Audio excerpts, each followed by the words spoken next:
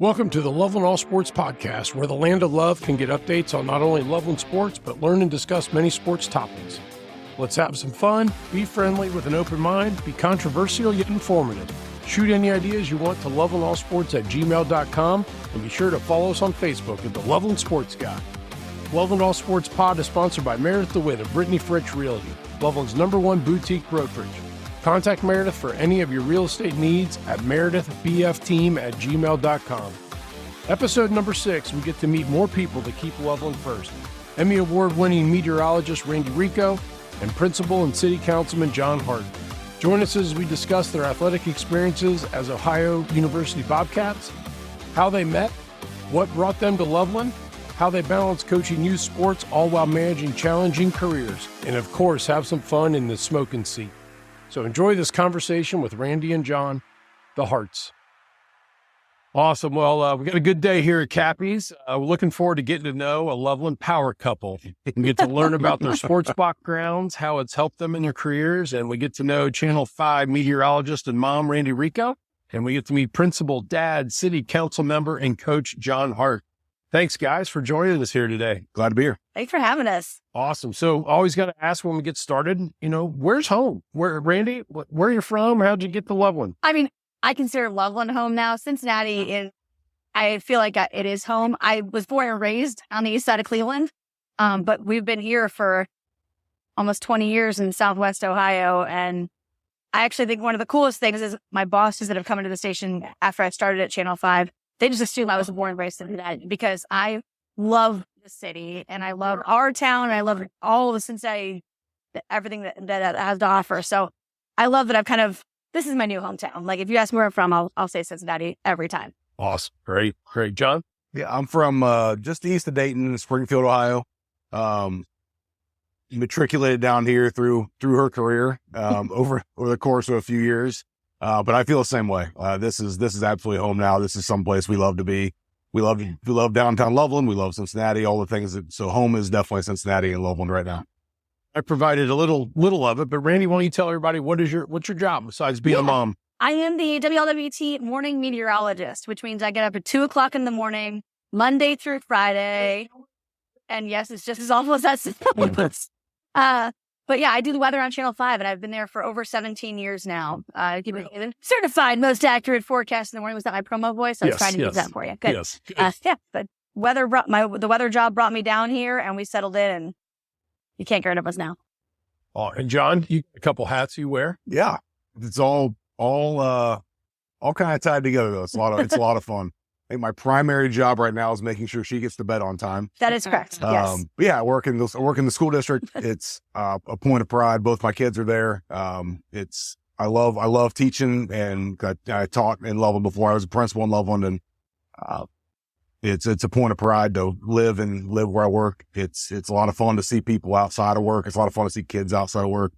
I also got involved in city council here after a while. Worked on some committees here and really enjoyed that experience. So I kind of took the next step and got on the city council. That's been a ton of fun. Our middle school wrestling coach, Chris Redmond, brought me into the HOA board. So I get to do that. That's super fun. That's always fun. That's the top. It's a headliner. I love being involved in the community. I love being a part of everything that's going on around here.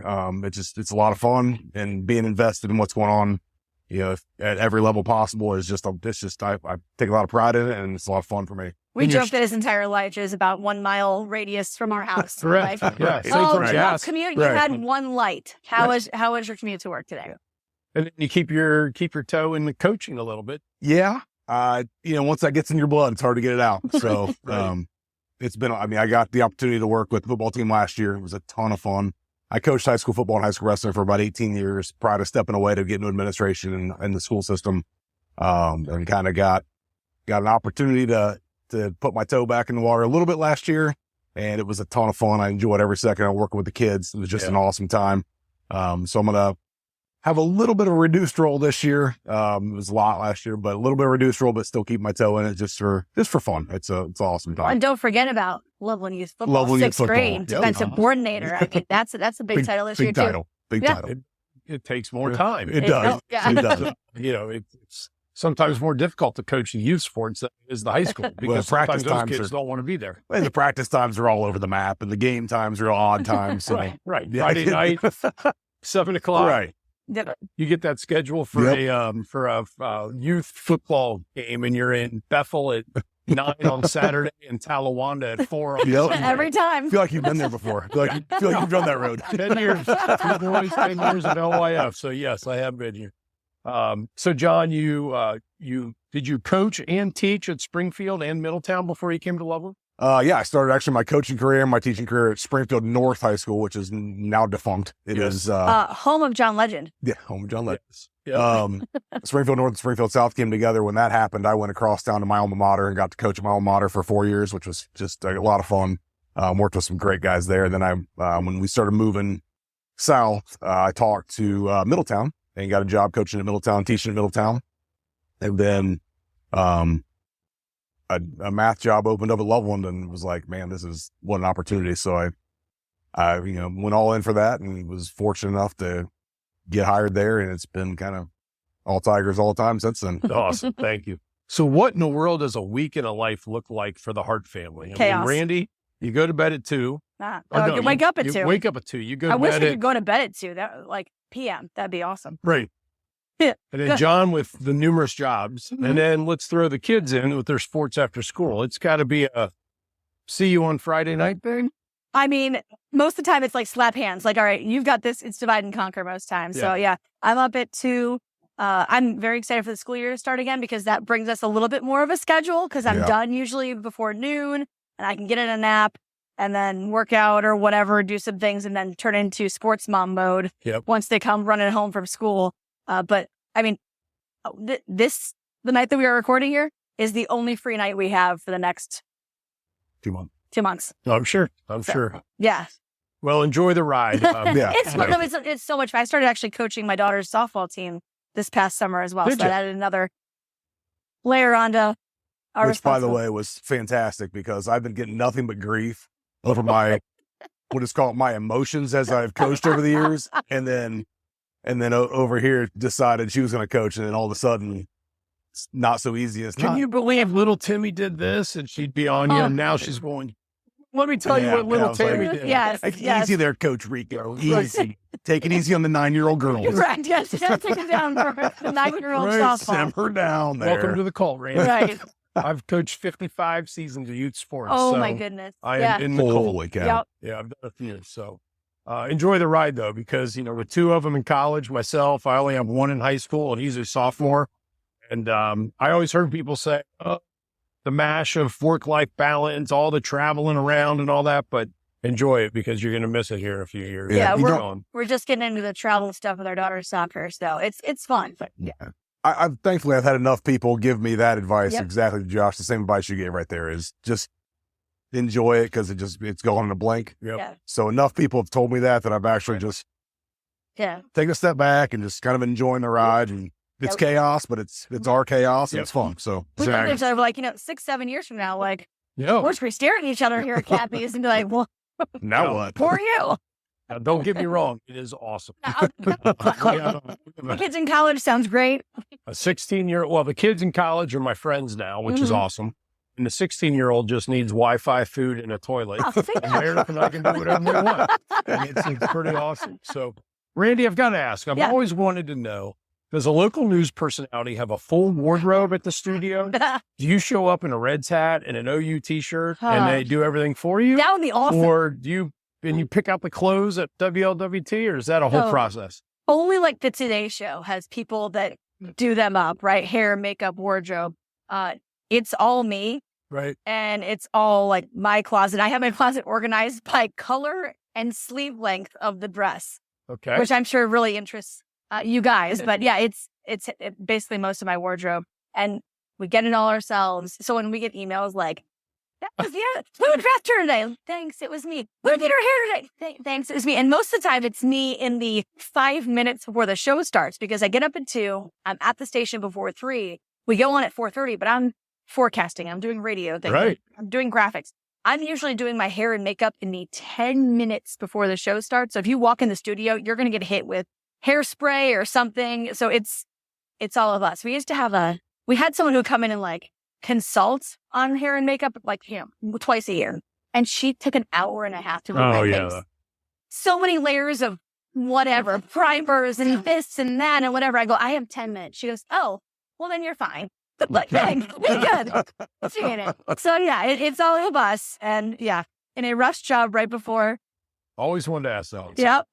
Obviously, so talk a little, Randy, why don't you talk about sports you participated in high school? Yeah. And what led you to OU to play softball? So I was a cheerleader and a softball player.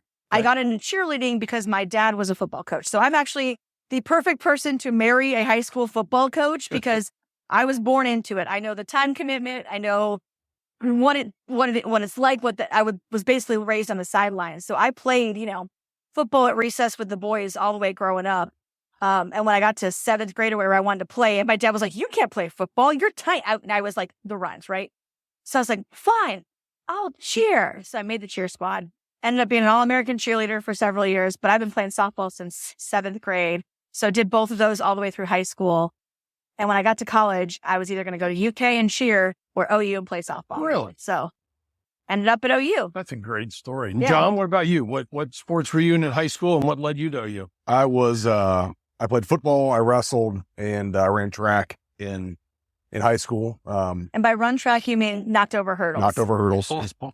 Primarily what I did in track. But football and wrestling, I love football. Football was my first love. I was actually a better wrestler than a football player, even though I like football more. But they complement each other so well that it was great. And then got to OU, and I actually tried out for football my first year. I walked on it, OU's bigger school, and it took me about 4 plays into the first team session to realize I had absolutely no business being on the field. Yeah. There was kind of a fun story. We had a kid named Chad Brinker who was playing running back, and he took a tall sweep.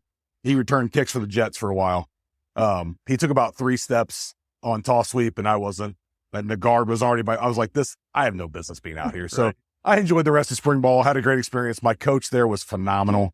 A great guy named Brian Knorr ended up, he was the head coach for a while and then went back to Air Force where he'd been before. He's just a phenomenal guy. And when he cut me, I actually looked at him and I said, Coach, I get it, man. Like we're good. And he's like, I appreciate that. Like we're all on the same page, man. But then I went over and I walked on the wrestling team, wrestled for Joel Greenlee. A couple guys that wrestled in high school actually were already there. Just had an outstanding experience. It was awesome.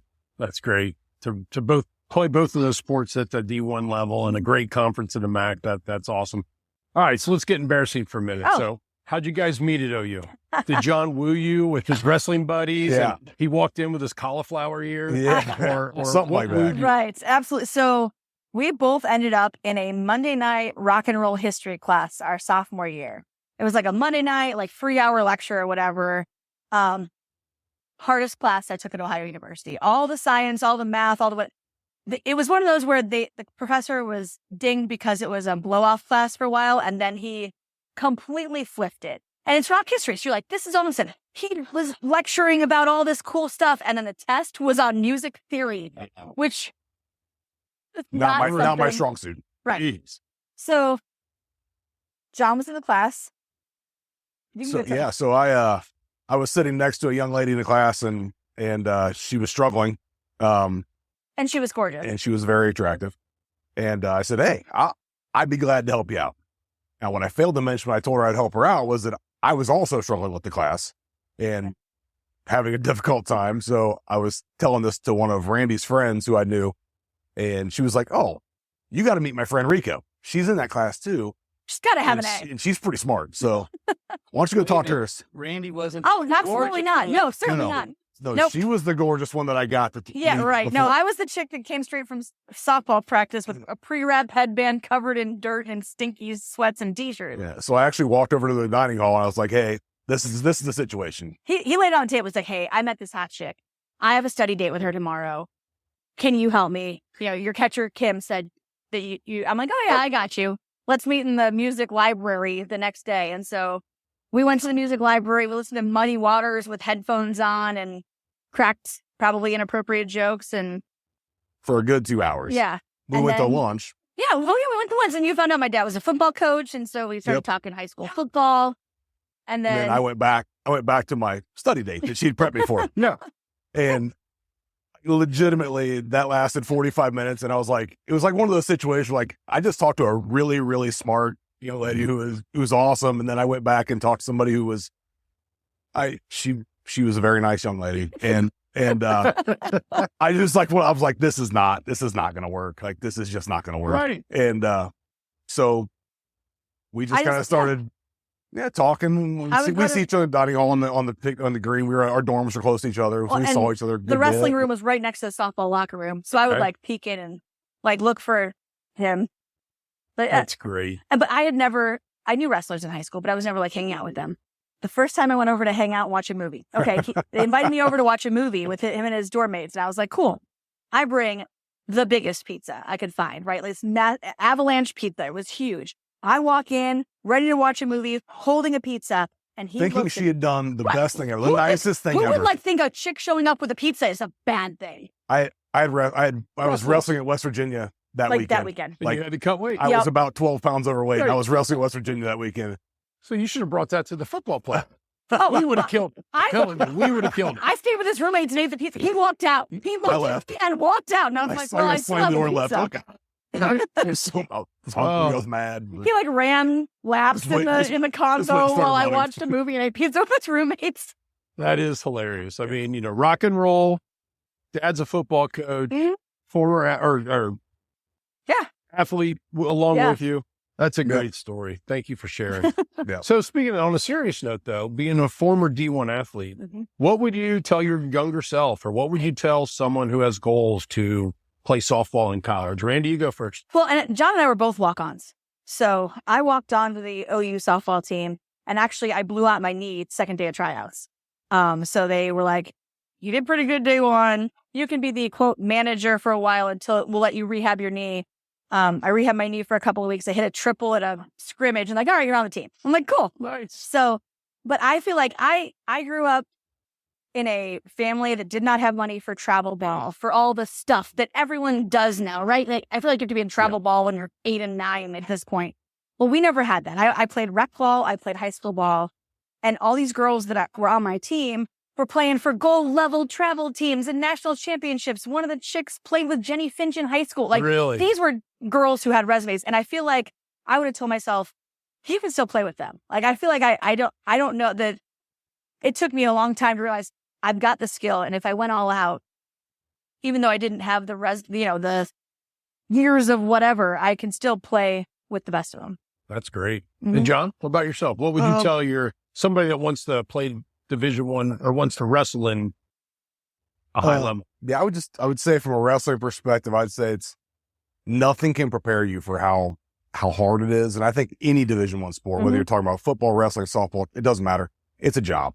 And you have to know that right out of the gate. Like the practice time, the work time you put in high school, it's just exponentially more. And you have to love it. You have to love the process. You hear all these coaches talk about loving the process, and it's almost gotten cliche at this point. But to be a Division I athlete, or actually any college athlete, to be fair, at almost any level, and I have friends that play at the D3 level, and it's you have to have a commitment to the process and understand that it's hard. It's going to be hard, and you have to the people that make it. Because talent gets you through the door, I think, to a degree.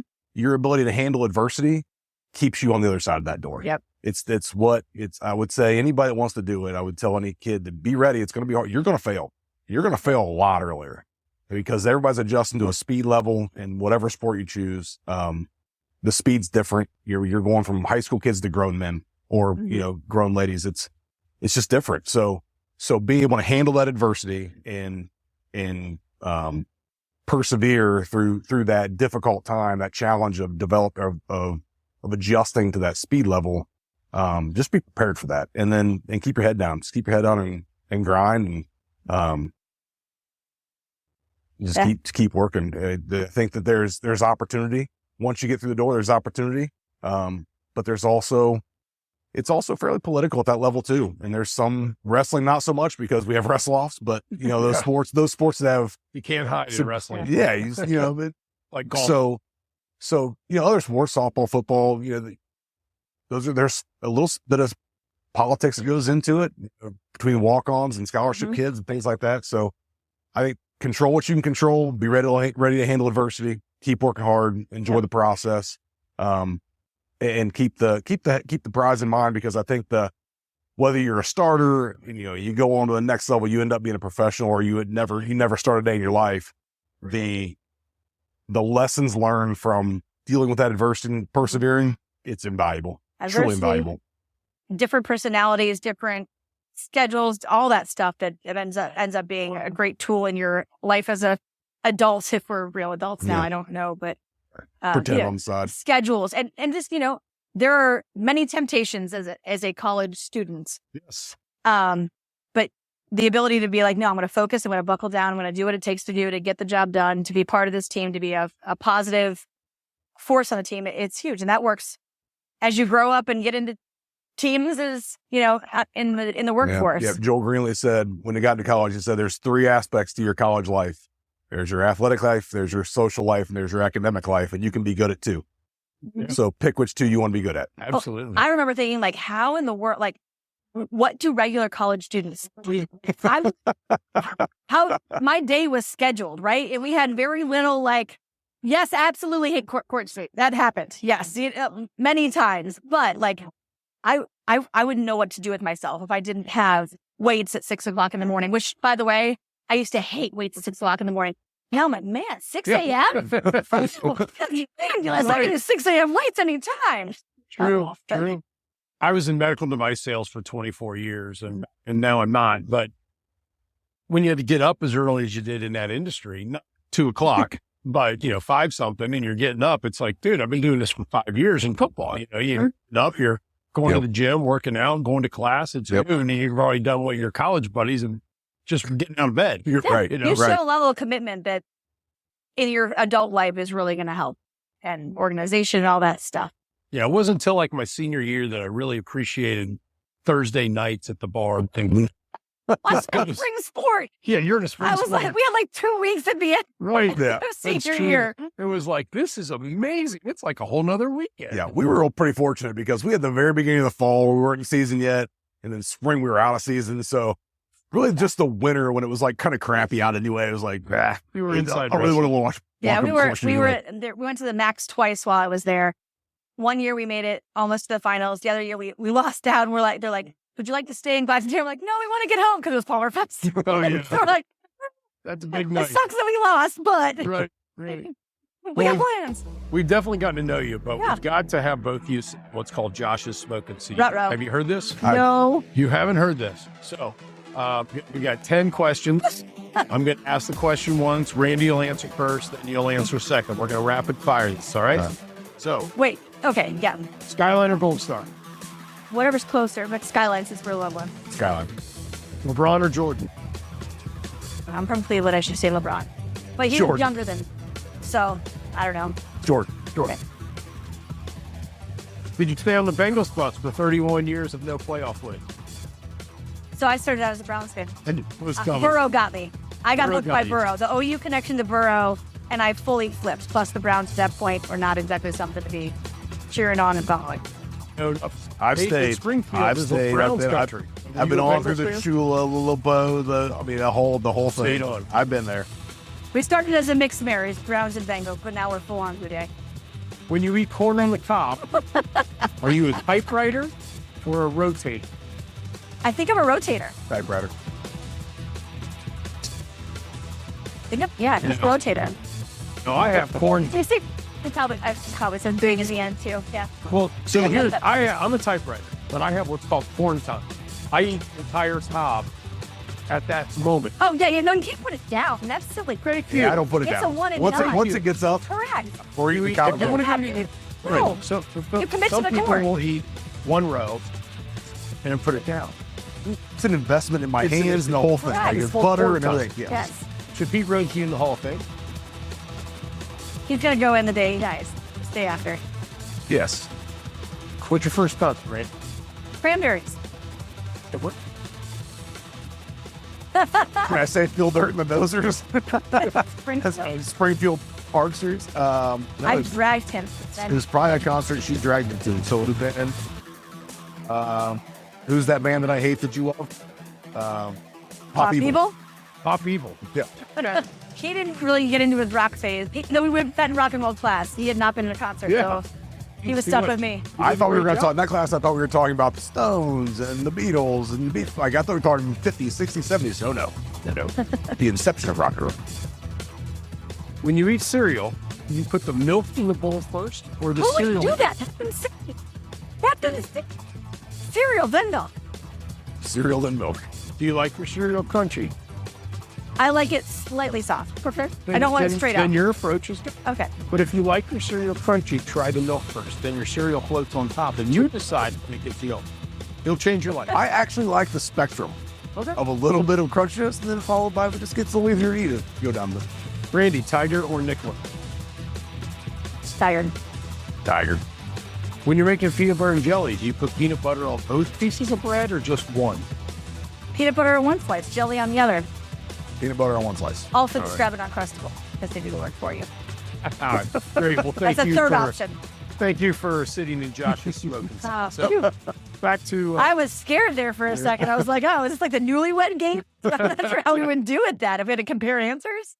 to both. How do you keep sports in your life or your careers? John, you do some work with the city, so probably some involvement with the parks, right? Actually, the parks in Loveland they're really important. The first work I did with the city was actually with the Parks Board here. We just have such a beautiful park system in Loveland, and we just annexed in 200 more acres of parks over the last couple of years.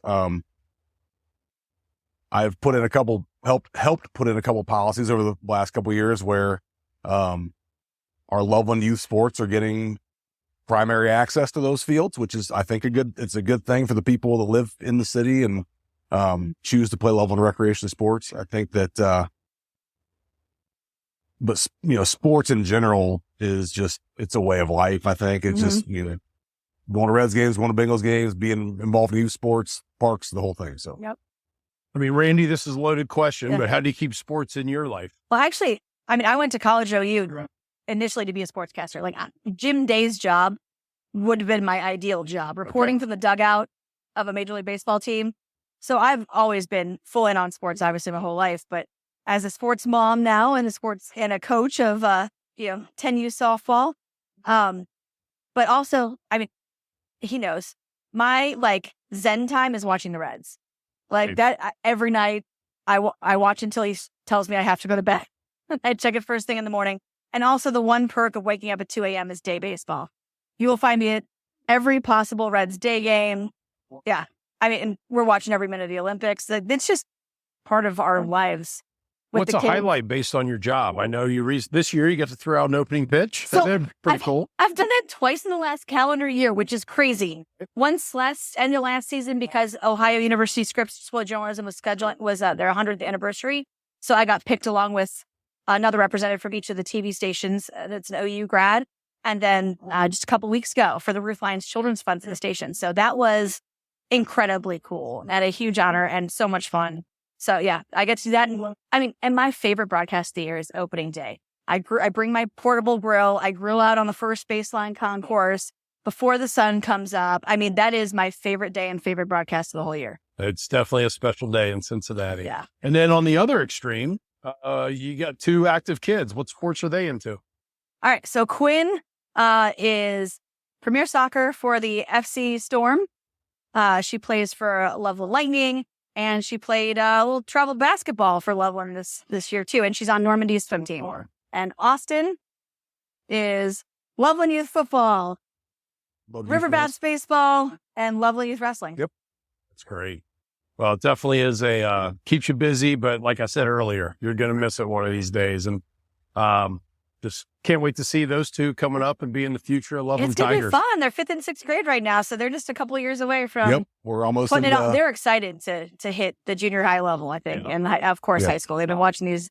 They've been at Friday nights Tiger Stadium for years. They're ready. It's a great experience. And, Loveland won the All ECC Sports Trophy this past year. What we're building across all sports with even some of our new hires, with Schmiel and with Sears and what Damewood's doing, the football team, future's pretty bright. We're excited. We're friends with the Murnans and Carolines on the cross country team. So we go out and watch her run. I've never been a cross country aficionado, but I love tracking that now. And I'm tracking cross country times, which I never thought I'd do. That was pretty cool. So it's awesome. And then, after college, it's tough with your sport, John. It's not like you can grab a bunch of guys and go wrestle in Nisbet Park. I mean, you can put on spandex and get a alter ego and, I can't tell you the amount of impromptu wrestling matches that have broken out while we're watching the Big Tens or Nationals and finals. Really? But Randy, did you anything softball after you were done? Did you play in any leagues? I played a little bit of rec softball after graduation up until these guys showed up. I think John and I played on co-ed teams up until I got pregnant with Austin. Oh, yeah. But time-wise, it's hard, right? Because those games were at 7, 8, and 9 o'clock at night. But it is always nice to be the ringer. In fact, I was told by my first ever boss that I got the job because I would have been a ringer on their station softball. That's great. So, well, there's nothing better. I can still remember jacking bombs at playing in a church league up at Landon Park. And I was a baseball, football guy growing up, and you get me swinging a bat, and it's there's nothing fun. better than hitting a bomb. And if you got girls on your team, on a co-ed team, you're set. So last year we played, all the girls were former college softball players. So we did pretty decent. Yes. Yeah. And then I've gotten to play wiffle ball home run derby at the Reds Fest. I came in second to Todd Frazier. That's not pretty bad, cool. right? Came in second to Todd Frazier. Yeah. That's pretty cool. And the thing I think about people that actually played, the infield play for adult softball is so difficult to field an infield softball. Because it's a rocket. It's right there. But if you're actually a college athlete and you know how to field it and stay down on it and not knowing the timing of the ball, it's not going to hit you in the face, where the average rec person wouldn't know how to do that. So I'm sure that was fun. Well, I was an outfielder, which then, I used to dive all the time. My coach would say that I would dive headfirst to a wall if I needed to. And I did a couple times. But now that I'm old, I'm like, oh, yeah, no, I'm just going to let that one. That's a double. Sorry, that's going to drop in front of me.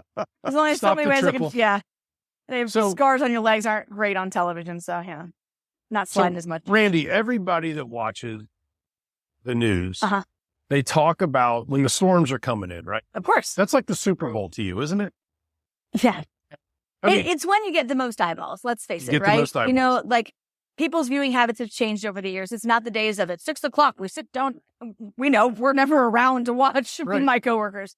But if weather's happening, if you get the sound on your phone that something's happening, you're going to turn on the TV to find out what's happening right now. So we just do our best to try to tell you the truth. Because obviously, not everything is crazy. Some are going to be impactful and disruptive, and some storms will be destructive. And there's a difference. Right. And so we try to, make sure that we're giving you the actual impact on your life. Because if you've got a kid at soccer practice on one side of town, a kid on baseball practice on the other side of town, it may not be a severe storm, but if there's lightning, all of a sudden you're like, all right, who's getting who, where are they going, who's taking who home? So I just try to give it this is what it actually means to your life. So since you work primarily in the mornings and most storms come in the afternoon or night, are you so jealous of those? Are you so jealous of Kevin? Kevin's up there at 9 o'clock at night doing all, and you come in the next morning, you're like, man, that was a good one. I wish I was here. Oh, the problem is we do trade-offs, right? So we had a handoff last night, and I set an early alarm because I knew I was going to trade off. He was going to stay late. I was going to come in early. But I can't sleep on nights like that, right? I'm getting up, he knows, I get up every half hour, I'm checking the radar, seeing what's happening, because it's hard to sleep when that's going on. So that was last night. But then in the winter, you get the snow. You get to talk about what came in last night. Love the snow. Snow is my favorite thing to forecast. Oh, sure. Because, I think it's a throwback to athletics, because weather forecasting is like a competition every day. You're looking at the stats. You're trying to put together the best forecast. You're trying to beat the guys across town. You're trying to nail that forecast. So when I predict, and he knows, I'm like, go outside, measure the snow again, calling home, because I want to nail, our part of town was supposed to get 2 to 3 inches of snow. I want to get it right. I want to be like, oh, and by the way, at noon, it's going to change over to sleet. I am super, That's the issue. My competitive sports nature goes into my forecasting, but snow's my favorite because it is like so many factors can change it. Around here, we've had like sleet sneaks in for a couple hours and all of a sudden a 6-inch snow is now a 3-inch snow. And I like that I get to drive in when I'm the only one on the road. So you kind of make your own lane. You kind of go your own speed, which is fun. And he loves it because he gets a snow day whenever. And those days, I'm not home for like 18 hours. Well, being from Cleveland, though, they get 4 inches and the kids are going nothing. to school. That was because they have the means to take care of it. We don't have the means. So when we get 4 inches, it's the world's end and you can't buy eggs and milk. Oh, so growing up, and I grew up in the snow belt. So like 6 inches of snow, maybe it's a toss-up. Right. You may or may not go to school. So my first job was in Mississippi. It snowed once. It was a dusting. It melted by noon and it shut down the state. I get my next job and I'm in Dayton. And it's one of my first weekends on air. I think it's like late October, early November. And we're going to get 1 to 3 inches of snow. And I'm working weekend evenings. And I forecast 1 to 3 inches of snow. I immediately would call, like, what do you mean from the news director? Like, this is a huge deal. Why? I was like, it's 1 to 3 inches of snow. We're in Ohio. And he was like, this is a big deal. And I was like, I didn't know it was different once you go like south of the snow belt. It is south of 70. Yes, it's drastically different. So I was like, oh, okay. Now I know. Yeah. And I get it. Yeah. Well, one more professional question for you, Randy. I need some help. You know, you went to one of the best journalism schools in OU. Yep. And my critics, my wife and my kids, they're telling me that I say, that's awesome. And that's great. Too much on these podcasts. So I need some help from you on other positive affirmation statements. That's the worst, right? And that's the worst part is that I absolutely have crutch phrases and people will call me out on Twitter and then it gets like stuck in your head. So then you say it again and you think about every time. They're like, you're going to start the cut in by saying, all right, or that's right. I'm like, hey, that's awesome. That's awesome. Get a thesaurus out, write out a couple extra things. But listening to yourself is the best way to go, oh, I do say that way too much. Right. It's so funny. And try to come up with other stuff. That's awesome. And that's great. I say it all the time. So, John, in closing up here, is there anything that you want to share? What's important for the community based on your role as a principal in Loveland schools? Anything else you want to add? Yeah, you know, I think it's the thing that I would add is that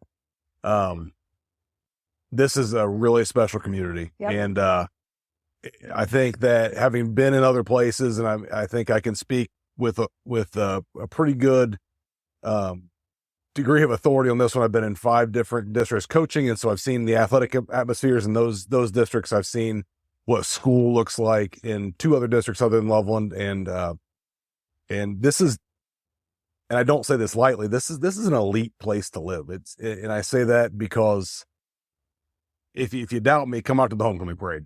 There's nothing like that. There's just nothing like that. And I coached in Middletown, Ohio, and people might scoff at that a little bit, but the reality is sports in school is important there. We got police escorts to the stadium. We got we had buses and we had boosters taking us out to dinner when we were coaches, and we had all the things. I mean, it was important there.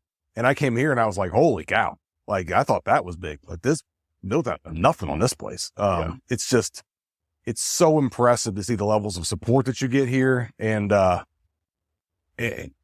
it's also the academic side. We're a 5-star school district again, and you can get an elite academic experience. And if we can just, keep some tigers to be tigers that, are up in the air, I think that we could have the elite athletic experience here as well. I mean, we already have teams competing for state titles every year. Our soccer team's up there, women's soccer team's up there, our cross country team, our track teams. I mean, we're competing for state titles in sports all the time. And I think those are just little building blocks. As you said, we got coaches doing great jobs and building great things around here. I think we'll start to see this year when OSHA changed their rules for what will be considered Division II. When the second tier of 64 teams for girls softball, boys baseball, girls and boys basketball, wrestling, we're not going to have to compete at the Division I level anymore. Yeah. It's going to be great because we seem to get to the second good team and then we lose to the private schools that are bigger and have more dedicated kids, whatever it may be. And now we're going to start to see that in that floor achievement more. So I'm pretty excited to see that. So thank you. And, I'm pretty proud of my 2 kids that went through Loveland. proud of my third one a little bit. See what he does. But, it starts in the middle school. It starts at IS and MS where you're at. So thank you for that. And then your role as the city. Great job on the parking lot. I know it was the only thing you guys controlled this summer was the parking lot, and you got it done before July 4th, which was great. The community thinks that the culvert out 48 was you, the bike trail bridge, the bridge over the river. That's not the city of Loveland. It's not. But I'm sure everyone came to you for complaints, right? Yeah, I mean, anything that's going to happen in this city, I think our city manager, Dave Kinney, does such a great job of handling and managing those things and validating people's frustrations. I mean, it's real. I mean, the traffic through when before the West Loveland switchover happened, that was bad. I mean, it's rough, but the reality is, progress doesn't happen without a little bit of pain, and the strides we're making here, they're not progress in terms of overdeveloping. They're progress in terms of making things a little nicer, making Nisbet Park just a little bit nicer to be that crown jewel of the city that it could be, and providing parking that's so needed, and making sure our bridge, you can walk across the bridge sidewalks without falling through it, which is important. So that's important. But all the changes I think are great, especially with what's going on in Nisbet, and it's going to keep on going with the amphitheater project that eventually is going to go in. We're going to have a place to gather as a city and have big festivals. And when our teams are going to the playoffs, have a watch party when they're up in African Canton and we can't go. Be able to pull in a big inflatable TV and bring everybody together. Like they're working toward this. Everybody loves coming to downtown Loveland, and there's keep on making it a great place for the people who invest in this town, live here every day. Well, the park systems and things like that. It's important to keep it a family friendly, make it a family atmosphere. And our kids are down here right now, and maybe against their will a little bit, but they're running around here having fun. It's just, I think, making sure that we maintain a family atmosphere down here and keep that first and foremost as a place for families to gather, not just not just adult only, but I was at a recent city council meeting or town hall meeting where one of my friends is being recognized, Rob Steinman, who got one of the volunteer awards this year. And it was so, you actually get a feeling that you're living in 1800 America when you come to one of our meetings. It's like there's the town crier out there, hear ye, proclamations, what we're doing. People come there to get their information. It's really a cool town. So last fun question. Yep. If you guys have to take down a hippo, how many people would be in your crew? No weapons. Well, I mean, it's the meanest animal on the planet. It is. Yes. Everyone loves Fiona. Fiona is spectacular. She doesn't count. We're not taking down Fiona. No.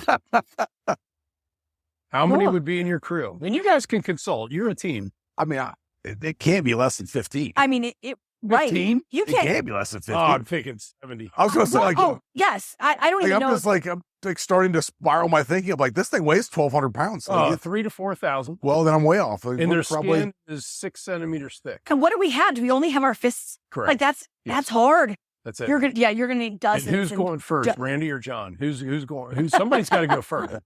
We'll put if you go first. Fast. Yes, it's the whole fast. running away from zombie thing. Like I don't want to be the and slowest they will one. outswim you. Yeah.